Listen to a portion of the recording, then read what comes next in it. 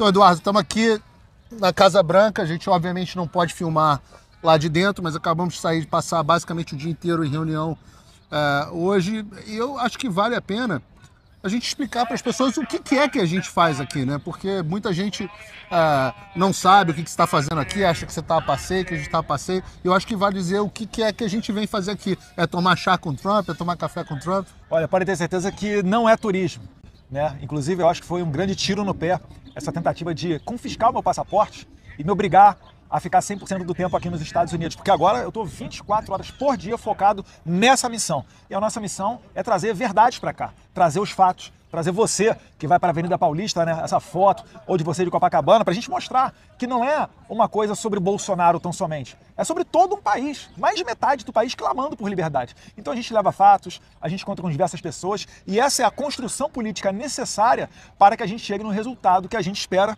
né, que é realmente botar um freio nas pessoas que há muito tempo estão rasgando a Constituição e não tem qualquer tipo de limite, né? Responsabilizar.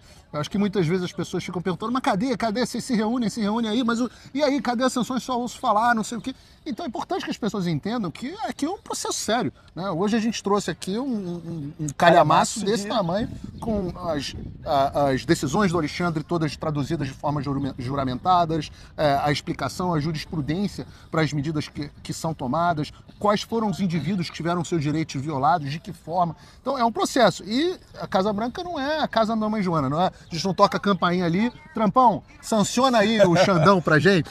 É um processo, então você tem que conversar com o Conselho de Segurança Nacional, você tem que conversar com o DPC, né, Domestic Policy Council, você tem que conversar com o Departamento de Estado, você tem que conversar com o Departamento de Tesouro, você tem que conversar com gente o White House Counsel's Office, né, como uma espécie de advocacia da Casa Branca. Você tem que conversar com cada um dos agentes aqui para tentar explicar a eles o que está acontecendo. E eu acho que você pode dizer o que as pessoas, quando a gente conta o que está acontecendo no Brasil, o que elas encontram, o que elas acham. De fato, é difícil você traçar um paralelo com os Estados Unidos.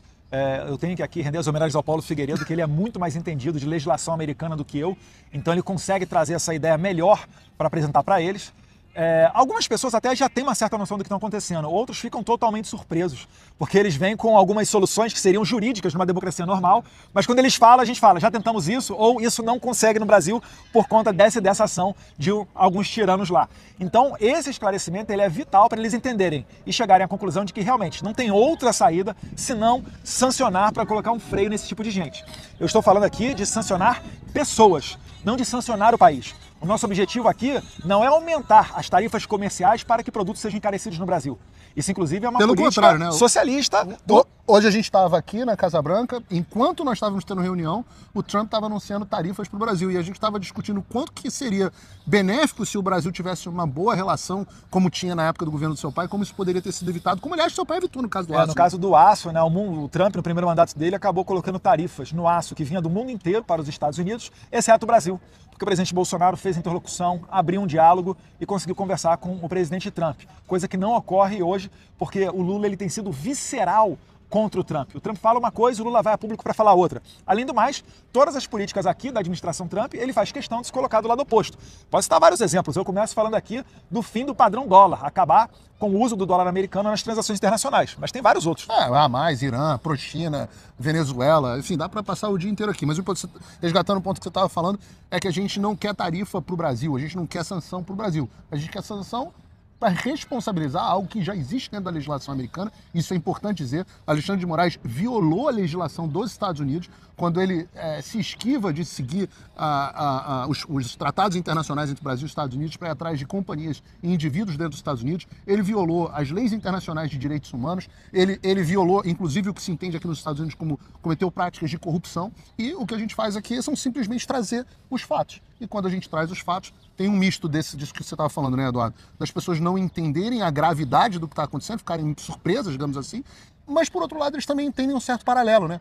Porque eles veem o que aconteceu com Donald Trump, eles veem a forma como os juízes aqui nos Estados Unidos está muito em discussão, né? Os juízes, a gente falou muito disso aqui, sim, como os juízes estão invadindo as prerrogativas do Poder Executivo, sendo usadas para parar a vontade do eleitor, né?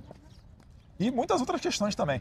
Ele vai ficando por aqui para não estender tanto o vídeo, para o nosso cameraman não cansar muito o braço dele. Nosso cameraman, tadinho, tá com o bracinho já de ficar indo.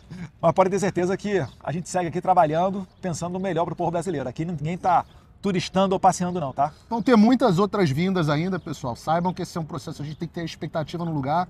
A gente está tratando de várias coisas diferentes. Tem visto, cassação de visto para vários indivíduos, um processo que talvez saia primeiro. Tem o processo das sanções financeiras específicas na figura do Alexandre, mas com sanções secundárias para outras pessoas, talvez certos procuradores, talvez certos, talvez sobe até para político. Então, delegados, etc., por aí vai. Inclusive parece que tem juiz auxiliar que está saindo aí da posição, mas não vai escapar não. Então, as pessoas têm que entender que isso é um processo que ainda vai demorar alguns meses, talvez possa vir mais rápido do que a gente imagina, mas aqui a coisa é feita com seriedade, né? É isso aí. Só finalizando, se você está vendo esse vídeo no YouTube, parece clichê, mas é verdade. Curta, comente, se inscreva no canal, que isso faz o algoritmo entender que essa mensagem é relevante e entrega para mais pessoas. E o Paulo Figueiredo está também no Rumble e no Locals, né? www.paulofigueiredoshow.com. Um abraço, fiquem com Deus.